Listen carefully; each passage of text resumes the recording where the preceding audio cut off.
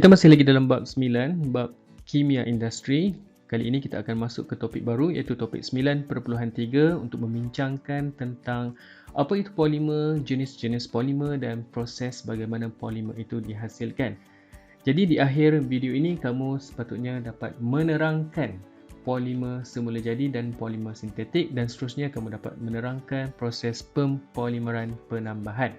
Okey, mari kita lihat pada slide yang pertama. Kalau kamu perhatikan di sini, ada beberapa contoh produk yang biasanya kita guna dalam kehidupan seharian kita, seperti kerusi, permainan kanak-kanak, Lego, botol yang digunakan untuk isian cecair, pencuci pakaian, kemudian tayar kenderaan, dan seterusnya adalah ini pipe PVC ya. So kalau kita secara umumnya kita tahu bahawa produk-produk yang kita lihat dalam rajah ini adalah merupakan produk yang kita katakan dihasilkan menggunakan plastik. Sebenarnya ia adalah memang plastik, cuma ia adalah merupakan produk yang diperbuat daripada polimer. Maka itu tajuk kita hari ini adalah berkaitan dengan polimer. Kalau kamu perhatikan di sini, apakah yang dimaksudkan dengan polimer? So kat sini saya akan terangkan bahawa polimer itu adalah merupakan molekul besar berbentuk rantaian panjang. So key kat sini kamu kena tahu, dia bagi tahu polimer itu adalah molekul besar bentuk rantaian. Rantaian itu rantaian panjang yang terdiri daripada gabungan unit-unit kecil, yang mana unit-unit kecil ini kita panggil dia sebagai monomer. Unit-unit kecil yang membentuk polimer ini dikenali sebagai monomer. So maksudnya unit-unit kecil, ini unit-unit kecil kita panggil sebagai monomer. Yang mana monomer ni apabila ia bergabung menjadi molekul besar berbentuk rantai, maka kita panggil rantaian panjang ini sebagai polimer. So polimer adalah molekul berbentuk rantai panjang yang terdiri daripada gabungan unit kecil. Dan kamu kena tahu bahawa polimer ini dia adalah dikelaskan kepada dua jenis, iaitu polimer semula jadi dan juga polimer sintetik. So dia ada dua. So kita tengok apa dia contoh dia. Polimer semula jadi ini adalah merupakan polimer yang wujud secara semula jadi. Contoh kat sini adalah kanji, protein dan getah asli. So ini ada polimer. Polimer kita dah tahu tadi dia adalah merupakan dalam bentuk molekul besar rantaian panjang. Jadi bermakna setiap satu daripada polimer ini adalah merupakan monomer yang tunggal tu. So asal dia adalah tunggal. Dan monomer bagi kanji adalah glukosa. Manakala monomer bagi protein adalah asid amino. So getah asli adalah isoprena. So bermakna kalau saya lukiskan, ini adalah glukosa sebab ini adalah monomer. Sekiranya glukosa ini dalam bentuk rantaian panjang, maka kita panggil dia sebagai kanji, ataupun karbohidrat. So setiap polimer ni ada kegunaannya, yang ini telah kita pelajari dalam tingkatan 1 ataupun 2. Tingkatan 2 saya tak ingat. Memberikan tenaga, kanji ini memberikan tenaga. Protein adalah untuk membina sel dan tisu badan, manakala getah asli untuk membuat produk berasaskan getah seperti sarung tangan perubatan. So ini adalah jenis yang pertama polimer, iaitu polimer semula jadi. Yang kedua kita nak lihat adalah polimer sintetik. So polimer sintetik ini adalah polimer buatan manusia yang dihasilkan secara perkilangan menggunakan bahan kimia. So contoh-contoh yang diberikan di sini adalah politina. So konsep dia sama. Politina ini dia adalah merupakan polimer sintetik, yang mana setiap satu ni adalah merupakan monomer. So monomer bagi politina adalah etina. So etina ni adalah membentuk dalam bentuk rantaian panjang, dia akan membentuk politina, yang mana politina digunakan untuk membuat botol plastik, beg plastik dan juga baldi. Seterusnya contoh yang kedua bagi polimer sintetik adalah polistrina, yang mana monomer bagi polistrina adalah styrena, digunakan untuk membuat bekas pembungkusan peralatan elektrik. Kalau kamu perhatikan kalau beli produk baru seperti televisyen, seperti ais, so ada penyendal kan, yang mana penyendal dalam kotak televisyen yang baru tu diletakkan polystyrene. So itu adalah kegunaannya. Contoh yang ketiga adalah Perspex, di mana monomer bagi Perspex adalah metil metakrilat. So digunakan untuk membuat cermin pesawat, tingkap kenderaan dan termasuk cermin mata kamu tu. Dan yang keempat adalah getah sintetik. So dia beza getah asli adalah daripada pokok. Protein pun tadi daripada pokok tu. Ini ada semula jadi. Mana getah sintetik ni adalah dihasilkan secara perkilangan ataupun dia adalah buatan manusia yang mana monomernya adalah neoprena ya. So neoprena dan getah sintetik ini digunakan untuk membuat sarung tangan, tayar kenderaan dan juga tapak kasut. So kamu kena tahu polimer ada dua jenis. Polimer semula jadi dan juga polimer sintetik. So ingat polimer semula jadi ni, kalau kamu perhati balik, kanji ni pada tumbuhan kan, protein ni pada tumbuhan ada, pada haiwan ada, getah asli pada pokok. So kebiasaannya polimer yang kita perolehi daripada haiwan ataupun tumbuhan itu adalah merupakan polimer yang wujud secara semula jadi. Tapi kalau polimer yang dihasilkan oleh manusia secara perkilangan menggunakan bahan kimia, itu adalah merupakan polimer sintetik. Alright. So kita tengok seterusnya bagaimana polimer ini dihasilkan. Tadi kita bincangkan monomer, kalau satu bila dia bergabung dia jadi polimer. Yang ini kita nak bincangkan. Yang mana ada dua proses, iaitu proses pempolimeran dan proses penyah polimeran. So polimer dihasilkan melalui proses pempolimeran. Apa dia itu proses pempolimeran? Proses pempolimeran ialah proses pencantuman monomer. Maksudnya monomer ini kalau satu bila dia bercantum dia akan jadi dalam bentuk rantaian panjang. Maka pempolimeran ni kita kata proses pencantuman monomer melalui pembentukan ikatan kimia. Ini ikatan kimia untuk menghasilkan polimer bermolekul besar berbentuk rantaian. So yang ini adalah rantaian panjang, ini adalah polimer.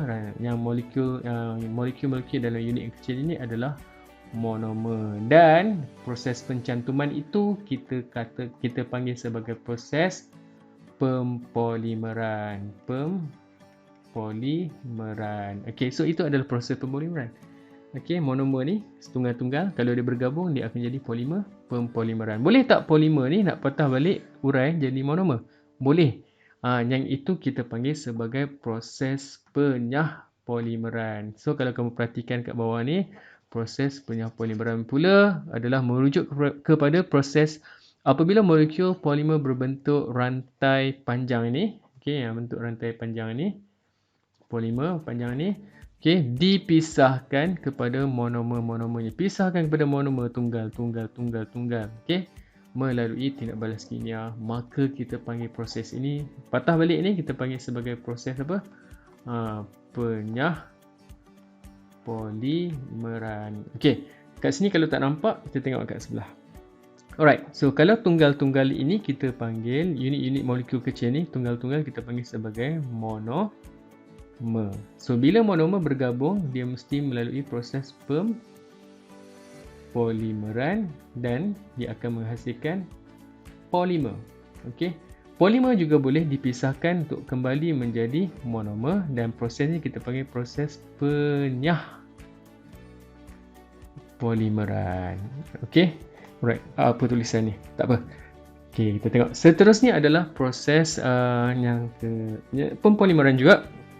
Cuma kali ini dia adalah merujuk pada pempolimeran penambahan. So apa dia pempolimeran penambahan? So pempolimeran penambahan ini melibatkan monomer jenis yang sama. Yang sama jenis. Ni key yang pertama, kamu kena tahu.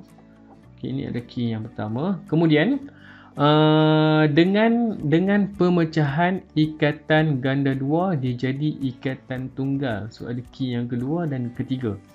Key yang kedua, ikatan ganda dua dia jadi ikatan tunggal. Ni key yang ketiga. Key yang pertama, monomer yang sama jenis, yang mana dia melibatkan monomer yang sama jenis dengan pemecahan ikatan ganda dua dia jadi ikatan tunggal. Macam mana tu? Bila dia dia bergabung.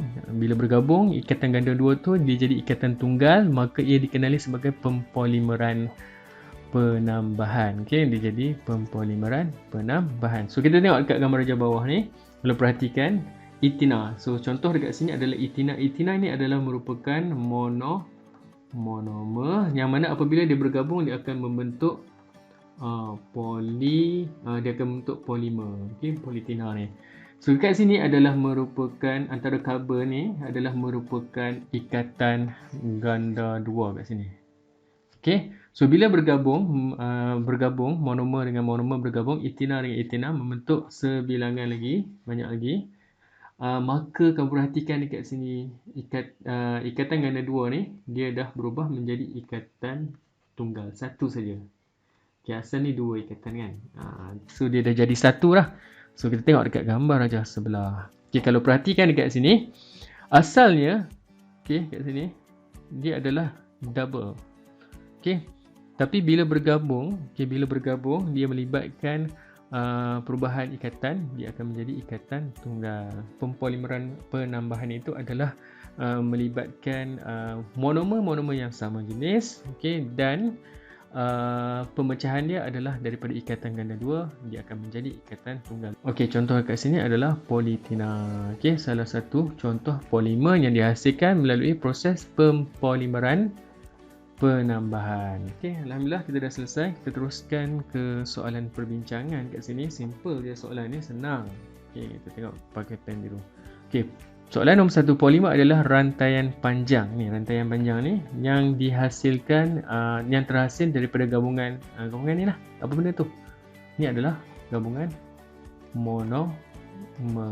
Okey, soalan nombor 2, proses menghasilkan polimer. Okey, nak hasilkan polimer arah ni lah kan. So apa nama prosesnya? Prosesnya adalah pempolimeran. Okey, ini pun sama, pempolimeran. Alright. Dan proses penguraian, nak pecahkan polimer tu, nak pecahkan polimer kepada monomernya pula, patah balik. Okey, so dinamakan sebagai proses polimeran. Senang soalan ni kan. Okey, ni pun sama, ni adalah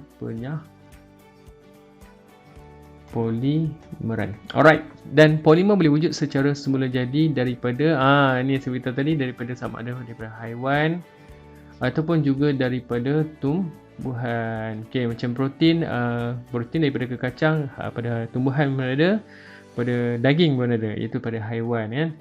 Okey, dan soalan yang seterusnya. Okey, glukosa. Apakah glukosa ni adalah monomer? Ni soalan ni dia kata lengkapkan polimer semula jadi dan monomernya. So monomer, kalau monomer itu adalah glukosa, maka polimer yang dibentuk itu ada kanji kat sini. So boleh jadi kat sini adalah karbohidrat. So glukosa dia boleh bergabung bentuk sukrosa, boleh bentuk karbohidrat. Okey. Protein apa dia tadi? Monomer dia. Monomernya adalah asid amino. Okey, isoprena senang je. Dia adalah merupakan monomer bagi getah asli. So getah asli adalah polimernya. Okey, kanji adalah glukosa lah, sama dengan karbohidrat, glukosa. Okey, dan seterusnya soalan nombor 6, lengkapkan polimer. Ini polimer sintetik. Tadi saya tak perasan tadi. Ini adalah polimer semula jadi. Okay, so sintetik pula. So, apakah polimer bagi etina? So, polimer bagi etina adalah senang je, tambah perkataan poli kat sini. P-O-L-I polietina tambah etina. Polietina. Okay, kalau styrena ni adalah merupakan monomernya. So, apakah polimer bagi styrena? Tambah perkataan poli juga. Poli tambah perkataan monomer dia tadi. S-T-I-R-E-N-A, polystyrena. Okay. Metil metacrylat adalah jangan tambah metil metacrylat lah, tak. Kalau metil metacrylat monomernya, maka polimernya adalah perspex. Okay, so saya rasa habis kot. Habis dah. Okay, so selesai setakat itu saja soalan perbincangan pembelajaran kita tentang polimer, tentang apakah jenis-jenis polimer berserta dengan contoh-contohnya, dan seterusnya kamu kena tahulah tentang apa itu pempolimeran, penyahpolimeran dan juga pempolimeran penambahan. Okey, sekian, terima kasih. Jumpa lagi dalam video seterusnya.